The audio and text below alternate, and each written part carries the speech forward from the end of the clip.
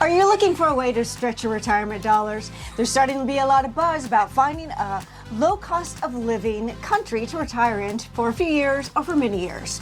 We've narrowed it down to 20 countries that we're going to evaluate in a tournament style to find at least the top country or country that we want to investigate for possible early retirement or just retirement in general to save a little money. Now, in addition to normal, safe and low cost of living and things that we'll get into in just a second, we also have dogs, so they get their whole special dogs section. Get their own little section and probably take a bigger proportion of our attention because they've got to go. Yeah, so they're coming with, and sometimes we wonder why. So this is our list on our value system. You would obviously want to do your own research. So we're doing some play-ins because 20 doesn't divide into 4 brackets nicely. So we're going to have the island region, the European region, the Americas, and then the countries that had a bad reputation in the 80s. Okay, we just didn't have a very good way to say that. It's a bunch of different ones. There's some from Latin America and some from the Far East. So stuff that used to have like kind of a bad reputation, but now is like the go-to place for retirement. So we're going to pair them off in tournament style until we get to the winner.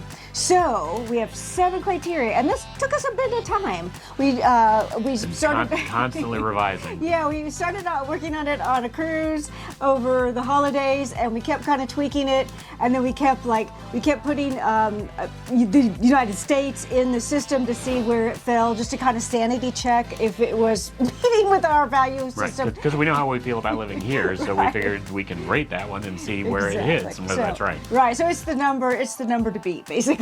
So we'll go through that. So what are our criteria?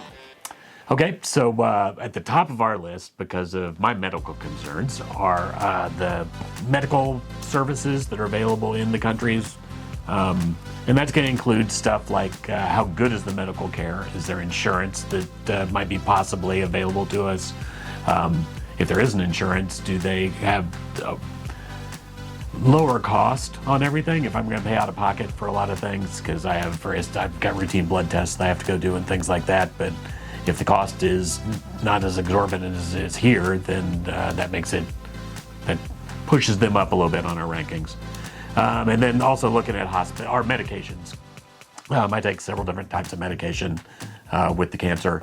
And so I need to make sure that those medications are available in the place that we're going to go. Otherwise, then the logistics become hard. And the second piece is dependable infrastructure. If you're going to live someplace, you want the roads to be decent to move around on.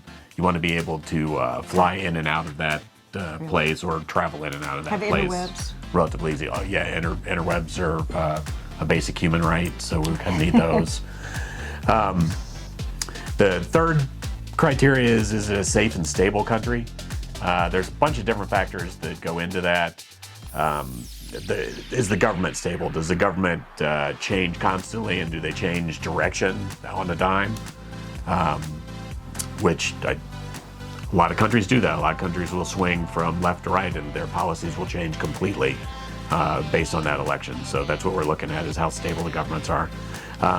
Whether the police and military are people, you can find whether they've got a trustworthy rating online, those kinds of things, whether it's someplace that you might have to worry about getting pulled over by the police if you were driving down the road. Are there any intrusive security measures that intrude on your daily living? And hard to tell you exactly an example on that. But basically, if I feel like I'm being watched constantly, that's not a good thing for me in a country. And then we want crime to be low, of course, but if there is crime, what crime there is, we would like to be more of a property type of crime rather than a violent crimes, murders, rapes, home invasions, that sort of thing. Property crime you can live with. Usually you're not going to lose everything that you have off of a property crime. Then the next step is creature comforts. So this is looking for whether there's the kind of dining that we like to have. Is there some upscale dining that's relatively affordable? Is there good local food that is also affordable? That's usually a good sign. And then things like groceries, what's the temperature like in the country, what kind of natural disasters do they have, and how often does that happen. I lived in Florida. I was born and raised in Florida, and so hurricanes are something that don't really worry me most of the time. I know what a hurricane can do. I know how to handle them. I know what to expect from them, but I don't know anything about earthquakes. Yeah. So those kinds of things are stuff that we were looking into to figure out what the risks were with those. And then severe weather, how often do these types of things happen? I think I mentioned that a little bit. The next one was the social factors. When you're moving to a new place, you're going to need people around you to help you integrate in. If you just get dropped in a place by yourself, you can feel a little out of place, and you're going to want to have an expat presence around. So we were looking for that. Are there already people who've moved there? Especially if it's not English speaking. Right. I was going to say that might speak your language. Sorry. Yep. That's especially right. And if you are moving to another country where they don't speak English, and most of the places that we're looking at are non-English as their native language, at least. How easy it is to learn the local language. Spanish is something that we're looking into right now, but Spanish tends to be easier. Again, I'm from Florida, and so I've heard Spanish all my life. It's foreign to our ears. Yeah, and it's got a native root to ours and stuff like that. But if you look at the Far Eastern, if we're going over to an Asian-speaking country, the Asian language is going to have very little in common with things that I'm used to. Yeah, that'll be much more challenging, so we'll need to evaluate that. Right. We'll have to evaluate that the way that it goes. But along with that, even if it's a hard to learn local languages, there's some English that's already spoken, because there are a bunch of these countries where English is their second language. It's not their first, but everybody learns it in school. Right. Those kinds of things. Oh, and then an inclusive social structure. We really don't want to move to a place that's super racist and discriminates and those sorts of things. So we're looking at that as one of our criteria. Then probably the two biggest factors for us in this run into the pet stuff. How easy is it going to be able to get them there? Once we get them there, is it going to be affordable to have them taken care of by the vet services? And are the vet services decent? Right. We've been a little bit spoiled. We've lived for most of our lives within minutes of a vet school at a major university. So the top ability to get care and kind of unusual care, Yeah, if anything weird happens with our animals, we're usually able to go and get the state-of-the-art kind of care for them. I don't anticipate that we're going to run into that everywhere that we look. Right. But it is one of the things. Can we find good care for them? And then also, as part of the pet factors, was what kind of housing options are available to people who have pets. We got 4 dogs. Yeah. Little guys, but still 4. It might be hard to find a place to rent here in the United States with 4 dogs. You'd really have to look around, and the pet fees would go up and those kinds of things. So we're looking at that as one of our criteria. Even though they're complete angels. Of course, they can do no wrong. I know whether you saw him just bite at her face when he got up. He's smooching. I'm getting kisses. And then finally, the final one, which I think most or a lot of people who are looking at moving overseas for retirement are looking at the cost of living. That's really the primary motivator for most of us. Is we've got a limited amount of money in our retirement, and we need to make it stretch as far as we can. Where can we go that we'll get the best bang for our buck? Right. So we've got the cost of living set, which goes through the eating out budget, eating out at a fancy location.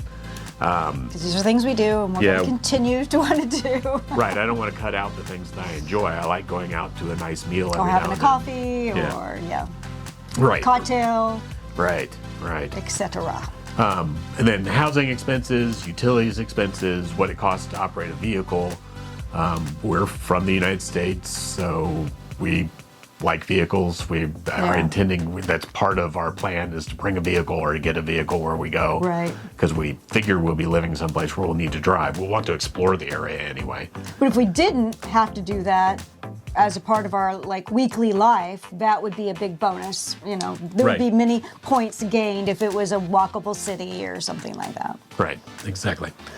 So those are the criteria, and I won't go probably into every single one of those pieces that I kind of talked with you about there. Every time that we rate these things, we'll give you an aggregate for each of those big sectors, but it will include each of those different components that will get to the component number, right? Composite number. To like kind of build up who are the top countries that we want to look at, and our goal is to try to be done with this by summer so that we can go do a reconnaissance trip. What do you call that? Exploratory trip. Reconnaissance is fine. I don't know That's what really we're what gonna you're do. doing. We're That's gonna what you're doing. investigate or something. Because- But we want to, check it out because it's way different to like watch a video of it and read an article on it than to like be there and like go, whoa, this maybe doesn't feel right to me or And then when we get a country, then we've got to evaluate what city we would want to live in that country. So we've got a good amount of research to do, but we invite you to follow along with us because maybe this will help make your research faster or give you ideas on how Or you could see the mistakes we make and go, oh, I don't want to do that. See the travesty that will be fold. Because at the very least, we're going to downsize. So I think the 7 things that we're kind of basing everything on will be important if we go to another country or if we decide to stay in this country and just downsize somewhere, because we definitely don't need to stay in this big house where we are and in this kind of expensive area. As much as we love it, we can find a much lower cost of living in the United States, and if that's what we think we need to do, we'll do that too. But first we're going to look at other countries because we want some adventure. And we have been typical Americans, so we've been pack ratting for years, so that's going to be an adventure all in itself, is getting rid of all of our stuff. Right, thinning down very significantly. So, okay, so the pensioner path to paradise showdowns begin. See you next time.